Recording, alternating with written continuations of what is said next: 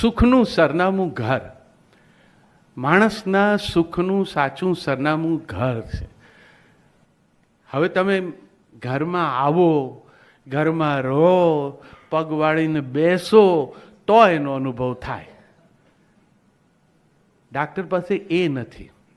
આ વિષય કાલે હું મુંબઈ હતો, મિત્રો સાથે વાત કરતો હતો. મેં કહ્યું ડાક્ટરો સાથે કાલે વાત કરવી છે જઈને, એટલે અંગત મિત્રો હતા એટલે મને કે કવિ તમારે ઠીક છે, રિટાયરમેન્ટ છે, હિંચકો ને કોફી ને છાપું ને મારી હું ફેસબુકમાં નિયમિત એક કોલમ લખ્યા કરું, એટલે તો મને કે તમને ફાવે.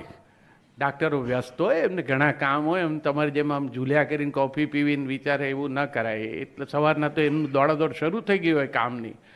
એટલે મને યાદ આવ્યું કે હા એ ખરું, આટલું બધું દોડવું, એટલું બધું કરવું એ એમના કામનો ભાગ છે. અને તમે દોડો છો તો અમે ઊભા રહી શકીએ છીએ, એટલે એ તો વંદન જ છે તમને.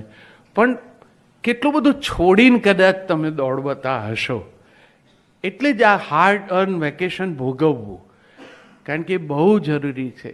ઘર આટલું સુંદર બનાવ્યા પછી જો ઘરમાં ન રહી શકીએ તો એનો શું અર્થ?